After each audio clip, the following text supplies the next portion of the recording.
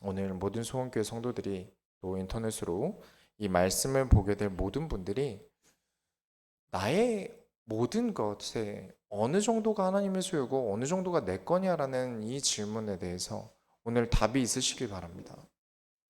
서론으로 소유에 대한 법안이 있어요. 소유는 법안이라는 게 있어요.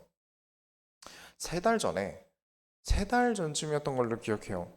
저희 집 가까운데 엄청 막 사람 크기만한 불독이 살아요. 마당에다가 이렇게 묶어놓고 키우는데 새벽에 너무 짖는 거예요. 너무 짖어서 안 그래도 이제 귀가 예민해서 잘 들리니까 새벽에 잠을 못 자겠어서 이제 나가서 그 개 있는 집 앞에서 이렇게 민원센터에 전화를 걸었어요. 그랬더니 국가민원에서 고양이나 개가 시끄럽게 하는 거에 대해서는 법안이 없다고 하더라고요.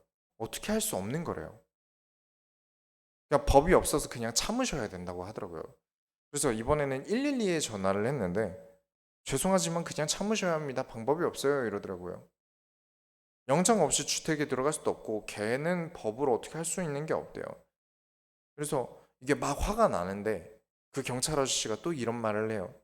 그렇다고 걔 때리거나 하시면 손괴죄로 경찰서 가셔야 되니까 건들지 마세요. 이러더라고요. 그 얘기를 듣는데 이게 막 화가 나는 거예요. 내가 가서 일부러 걔한테 물려버릴까? 그런 다음에 막 어떻게 해볼까? 잠깐 생각했는데 무섭더라고요. 그만큼 누군가의 소유라는 게 굉장히 법적으로도 크게 관여됩니다. 재물 손괴죄는 3년 이하의 징역 혹은 700만 원 이하의 벌금을 내야 돼요. 그렇다면 하나님의 소유는 어떨까요? 하나님은 자신의 소유에 대해서 어떤 생각을 가지고 계실까요? 여러분은 하나님 자녀로서 하나님의 백성입니다. 곧 하나님의 소유예요.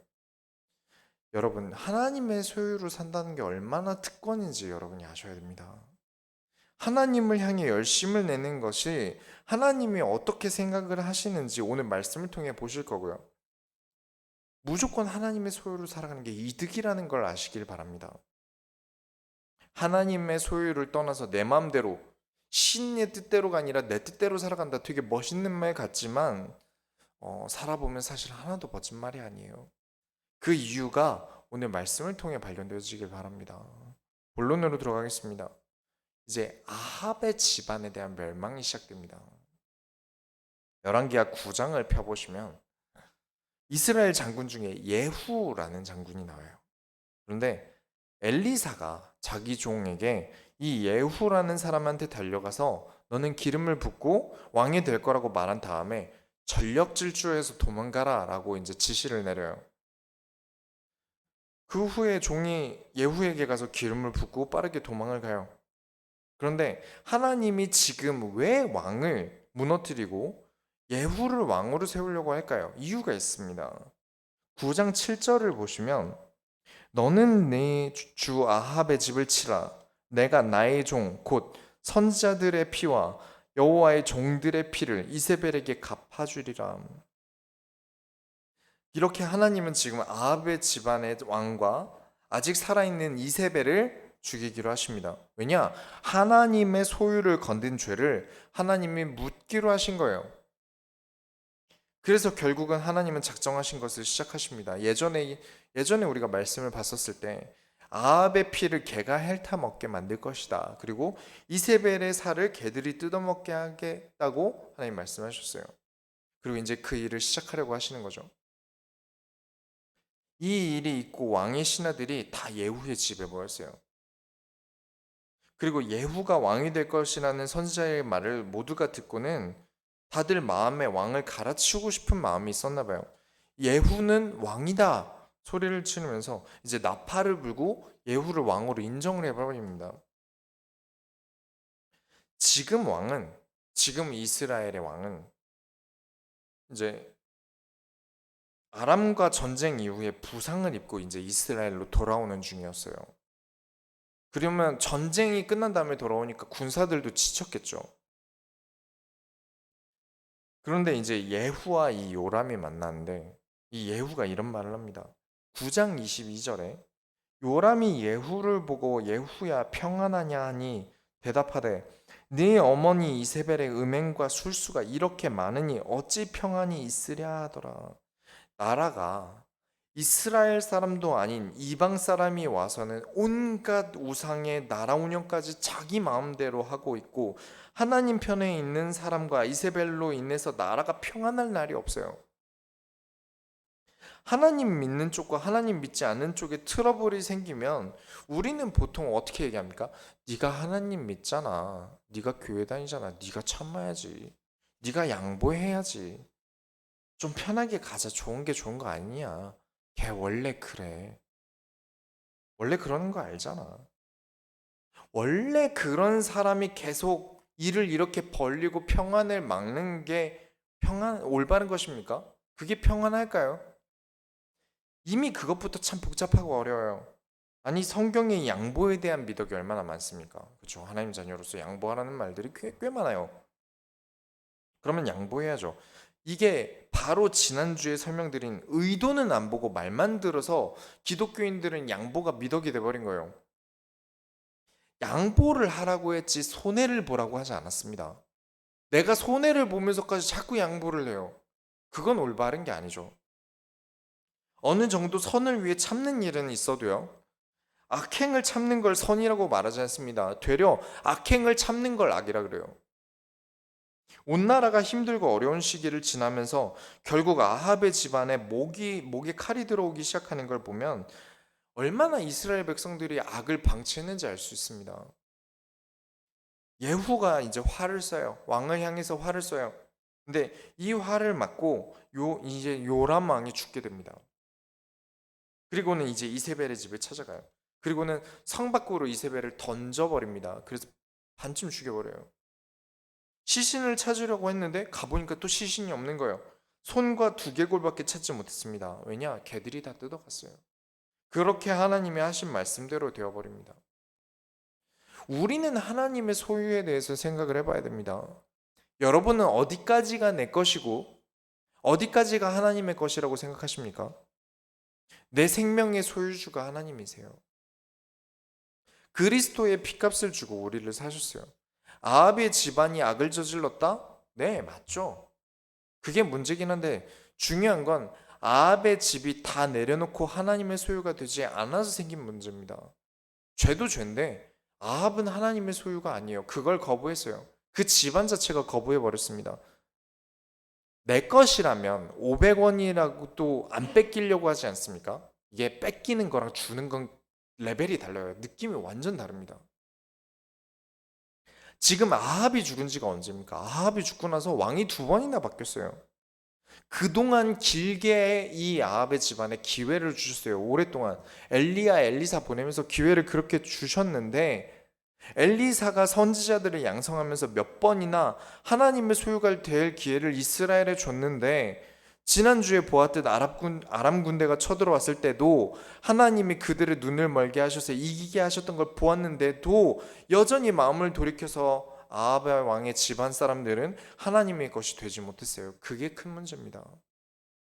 하나님의 소유인 선지자들을 죽인 일과 하나님의 사람들을 괴롭게 해서 나라를 엉망으로 만들어 놓고는 끝까지 이세벨은 고집을 부리면서 하나님의 것이 될 생각조차 안 합니다. 구원이라는 것은 그런 것입니다. 하나님의 소유가 되어 하나님의 보호를 받느냐, 하나님의 소유가 되지 않고 계속 하나님의 소유를 뺏으려 들다가 하나님이 치시느냐, 둘 중 하나야 돼요. 그렇다면 여러분 무엇을 선택하시겠습니까? 물론 두 번째로 여호와를 위한 나의 열심을 보라. 하나님 보고 계십니다. 지금 하나님의 소유가 되지 못했다는 게 얼마나 끔찍한 결과를 가져오냐면 이제 10장으로 넘어가면요. 예후가 이번에는 아합 왕의 아들들이 있는 진영에 편지를 보냅니다. 이게 사촌들 모여있는 마을이 있지 않겠습니까? 아합 왕 편에 서 있는 사람들아 우리 싸워보자. 그런데 이제 이스라엘에는 누구도 예후를 이길 사람이 없어요. 아합의 아들들이 총합 70명 정도 된답니다. 아, 정말 많이 나왔네요. 그렇다면 후궁이 몇 명 있었을까요? 그 많은 인원들이 이세벨 하나의 권력도 못 이겨서 지금 이 지경까지 온 겁니다.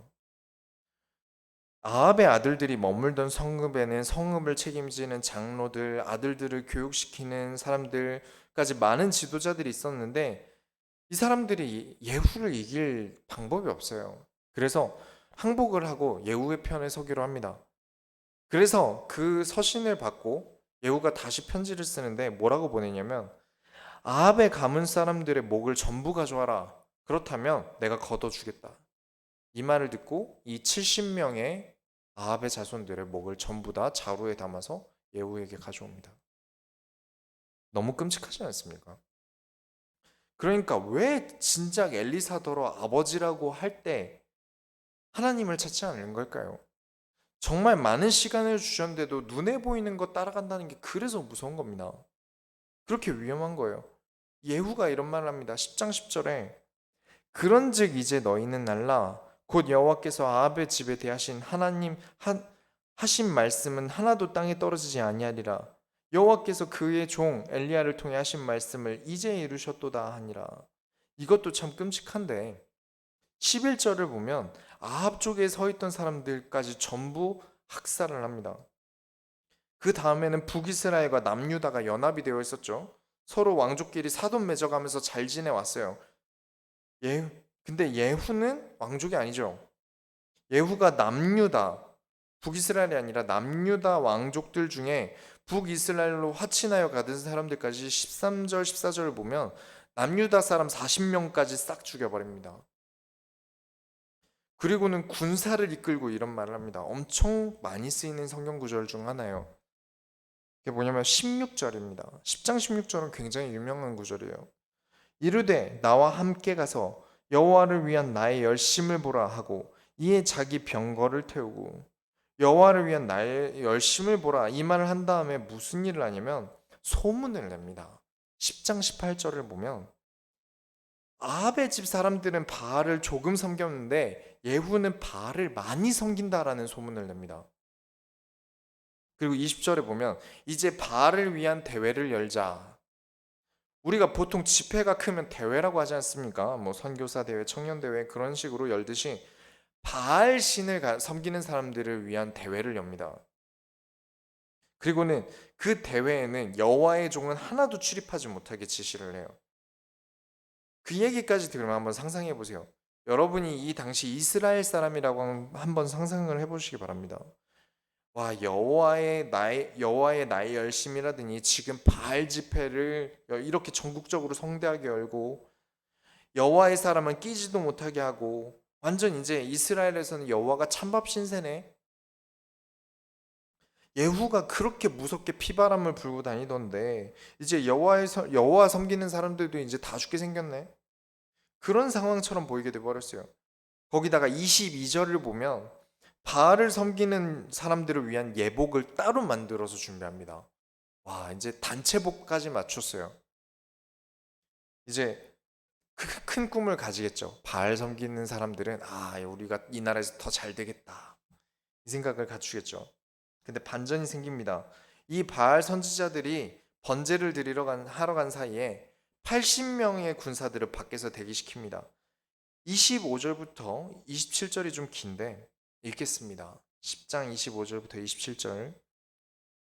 번제 드리기를 다음에 예후가 호위병과 지휘관들에게 이르되 들어가서 한 사람도 나가지 못하게 하고 죽이라 하매 호위병과 지휘관들이 칼로 그들을 죽여 밖에 던지고 바알의 신당이 있는 성으로 가서 바알의 신당에서 목상들을 가져다 불사르고 바알의 목상을 헐며 바알의 신당을 헐어서 변소를 만들었더니 오늘까지 이르니라. 바알의 사람들을 전부 죽였어요. 그리고 목상 신당 다 없애버리고 아예 그 자리를 푸세식 화장실로 만들어 버립니다. 정말 카리스마가 넘치네요. 30절을 보면 여호와께서 예후에게 이르시되 내가 나보기에 정직한 일을 행하되 잘 행하여 내 마음에 있는 대로 아합의 집에 다 행하였은즉 내 자손이 이스라엘 왕위를 4대를 지내리라 하시니라. 하나님의 마음에 있는 대로 행동하니까 하나님이 그 인생을 책임지기로 하세요. 그게 소유입니다. 그러나 이제 여러분도 아시다시피 우상은 뿌리를 뽑아야 돼요. 작게라도 남겨두면 안 됩니다. 이 여전히 북이스라엘에서는 남유다의 성전으로 백성들이 예배하러 갈까봐 세워둔 금송아지를 포기하지 않았어요. 그러니 점점 이제 예후는 여호와의 율법을 지켜 행하지 않고 금송아지의 죄에서도 떠나지 않습니다. 그 결과로 하나님은 안 되겠다 하시면서 마음을 먹으세요. 무슨 마음을 먹으시냐면 북이스라엘 땅 자체를 없애시기로 결단을 하십니다. 여러분의 여호와에 대한 열심은 어느 정도십니까? 우리 소원교회는 하나님의 소원을 향해 나아가기로 도전하고 지금까지 나아가고 있습니다. 여러분이 하나님을 향해서 열심히 하다가 이 정도면 됐지 싶으실 때가 있습니까? 우리 교회는 그런 게 없길 바랍니다. 고이고 썩는 일을 소원교회는 옳다고 하지 않습니다. 여호와의 열심이 이 정도면 됐다? 아닙니다. 우리는 끝까지 하나님이 원하시는 소원을 향해 나아가야 됩니다. 안 그러면 그 순간 실수합니다. 그 순간 하나님의 소유에서 벗어나요.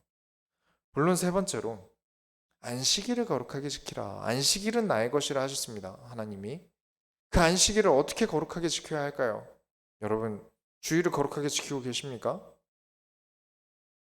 11장으로 한번 넘어가면 유다에서는 아하시아라는 왕이 있었죠. 이 왕이 9장 27절을 보면 아합의 아들이 죽을 때 같이 죽습니다. 둘 다 예후의 쿠데타로 두 명의 왕 다 죽어버려요.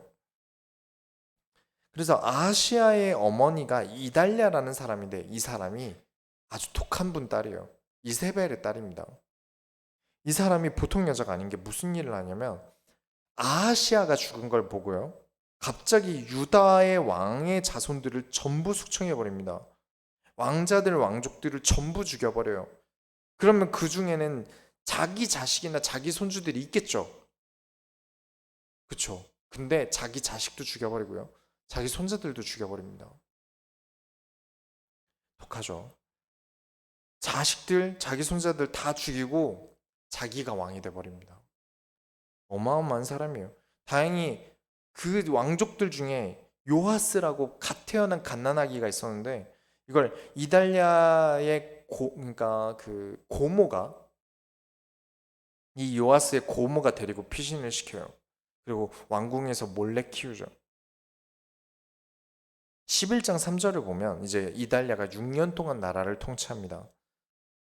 이제 북이스라엘에서 오신 여성분이 왕가의 가문을 완전 뒤집어 버렸어요. 그런데 6년 동안 나라를 하나님의 소유로 잘 다스렸으면 그래도 괜찮을 텐데 장군들과 정치인들이 전부 이달랴에게 반기를 듭니다. 그만큼 싫었던 모양이에요. 정말 말도 안 되는 정치를 펼쳤던 모양이에요. 그리고는 6년 동안 자란 요하스를 이제 왕위로 앉도록 움직입니다. 그 혁명의 주력이 4절을 보시면 여호야다라는 사람이에요. 이 사람이 제사장인데 제사장이 남유다의 장군들을 다 모았어요. 그리고 이제 7살 된 요아스를 보여줍니다. 왕족이 살아있다. 그래서 어떻게 혁명이 일어나는데 사실 어떻게 혁명이 일어나는지는 중요하지 않아요. 근데 중요한 건 혁명의 날짜입니다. 이달랴를 끌어내서 죽이기로 한 날이 안식일이에요. 여러분, 안식일에 일을 하는 건 율법에 어떻습니까? 안식일 날은 일을 하는 게 불법이에요. 안식일에 피를 흘린다? 그건 아주 큰 불법입니다. 그때 흘릴 수 있는 피는 대속제사, 희생제사뿐이에요.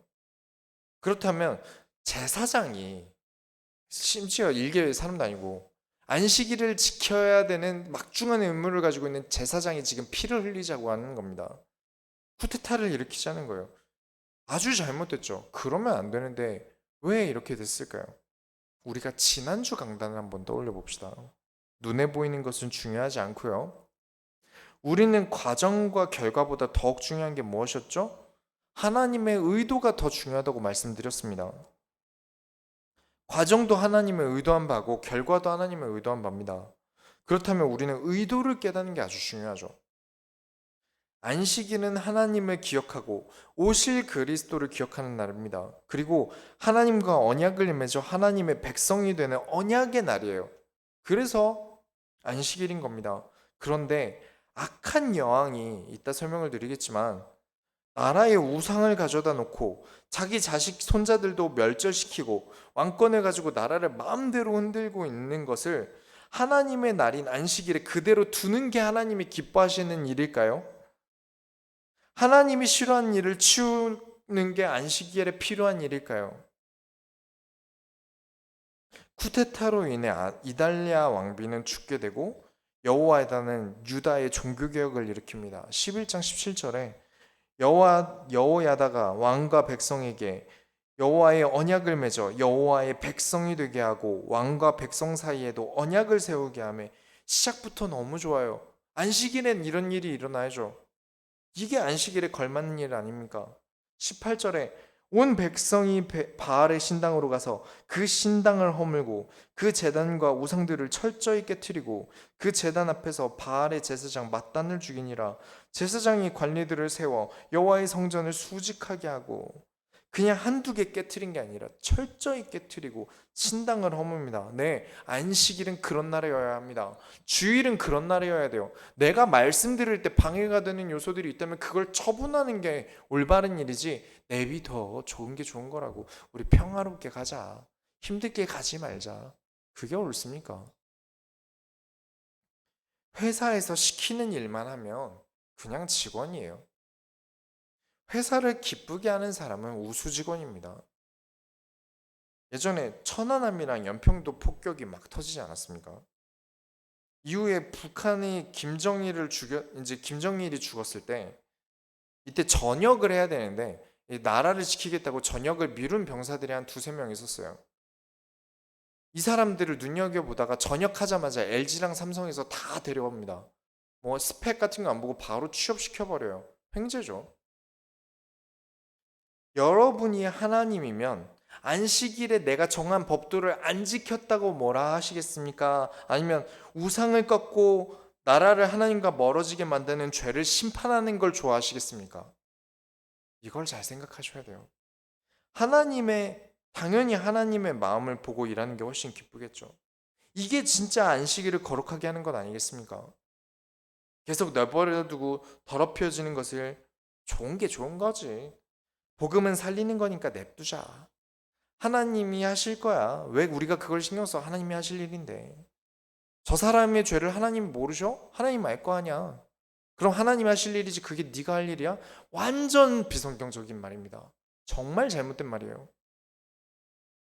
그렇게 두면 교회는 평온할 수 없어요. 그걸 내버려 두고 방치하면 그 교회는 평안할 수 없습니다. 계속 어지럽고 혼란스럽고 죄를 방관하면 악인이 죄를 범할 용기를 줍니다. 되려 죄를 치우고 하나님을 바라보게 하니까 어떤 일이 벌어집니까? 20절에 온 백성이 즐거워하고 온 성이 평온하더라. 이게 정답입니다. 결론을 내리겠습니다. 모든 것은 하나님을 위해 쓰시기 바랍니다. 여러분은 모두 하나님의 소유가 되세요. 그리고 모든 것을 하나님을 위해 쓰세요. 대신 정말 부탁드리는 건데 하나님을 위해 쓴다는 걸 너무 못 깨닫는 사람들이 많아서 말씀을 드리는 건데 대부분 성격이 급해요.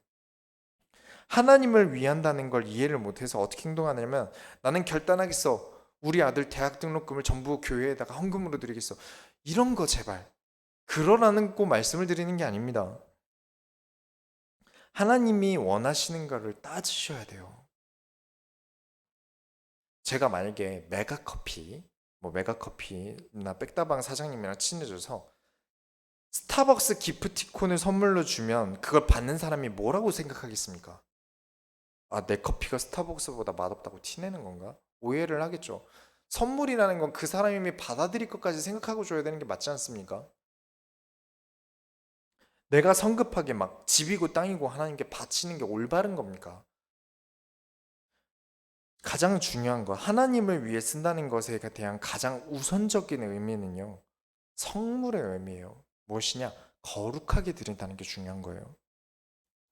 일단 가장 중요한 거, 내 몸 막 쓰지 마세요. 하나님의 것이니까 소중하게 다루세요. 누가 건든다? 못 건들게 하세요. 하나님의 것을 누가 마음대로 건듭니까? 내가 예배를 드려야 되는데 방해가 된다? 건들지 못하게 하세요. 그리고 경제 함부로 쓰지 마세요. 그게 교회라고 할지라도 함부로 쓰지 마세요. 그냥 냅다 지르는 건 거룩이 아닙니다. 어디에 어떻게 하나님께 드릴지 고민하고 올바르게 쓰일 것을 생각하면서 하나님께 드려야 돼요. 뭐 음식 조금이나 뭐 가벼운 거나 식사 사는 것 정도는 쉽게 할 수 있는데, 만약 큰 행동이라면 그만큼 크게 생각하셔야 됩니다. 여러분이 하나님의 소유로서 살아가고 하나님이 원하는 것이라면 주저하지 않는 결단력을 가지시기 바랍니다. 여러분은 하나님의 자녀여야 돼요. 자녀입니다. 하나님과 언약을 맺은 하나님의 백성이에요. 그렇기 때문에 오늘만 안식일로 지키는 게 아니라, 오늘만 주일로 지키는 게 아니라 우리는 매일 주일이고 매일 안식일이어야 됩니다. 율법을 지키는 게 본질이 아니라고 말씀드렸습니다. 하나님의 백성으로서 하나님의 말을 잘 이해하고 하나님의 의도를 깨달아 하나님을 기쁘시게 하는 것이 여러분의 안식일이 되길 바랍니다. 차를 타고 다녀도요, 10년 동안 무사고였다고 하더라도요, 단 하루 보험 안 들고 운전하면 어떻게 됩니까? 되게 불안해요. 하나님의 소유로서 살아가지 않는 것은 내가 어린이 보호구역을 보험 없이 달리는 거랑 마찬가지예요. 여러분, 걱정하셔야 됩니다. 날마다 느끼셔야 돼요. 내가 하나님의 소유로 살고 있는가? 내가 혹은 하나님이 원하지 않는 것으로 살고 있지 않은가? 벗어나 있지 않는가? 고민하셔야 됩니다. 그렇다고 또 잘못 배운 게 있죠. 하나님은 좋으신 하나님이야. 내가 이렇게 해도 하나님이 책임져 주실 거야. 내가 내 마음대로 해도 하나님 용서해 주실 거야. 아니요. 죄는 죄입니다. 죄는 그대로 죄예요. 정말 하나님을 이해하신다면 죄는 멀리하세요. 왜냐? 나는 하나님의 소유니까요. 하나님의 소유가 하나님이 싫어하는 일을 하면 어떡합니까? 이러면 또 죄를 오해해서 술 마시면 안 되고 주일에 돈 쓰면 안 되고, 정말 이렇게 얘기하니까 가르칠 게 너무 많아요. 잘못 알고 있는 게 너무 많아요. 본능적으로 합리화하는 것 때문에 가르칠 게 너무 많습니다.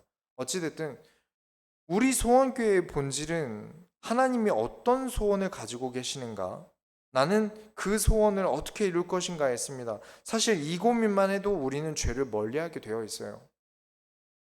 그리고 하나님을 기쁘게 하시는 일을 할 수밖에 없습니다. 이번 한 주간 하나님을 소중히 여기시고, 그렇기 때문에 하나님의 마음을 기쁘게 하는 하나님의 소유로 살아가시면서 여러분을 소중하게 생각하세요. 막 쉽게 내 몸 상하는 일 절대 하지 마세요. 그러면서 하나님의 소유로서 나를 거룩하게 드리시길 바랍니다. 우리가 하나님의 소원을 이뤄드립시다. 기도하겠습니다. 하나님, 감사합니다. 하나님을 소중히 여긴다는 것을 내 행위로 말할 수 있도록 하나님, 내가 하나님 소유로서 한 주간 살아가게 하여 주옵소서. 살아계신 예수 그리스도의 이름으로 기도드렸습니다. 아멘.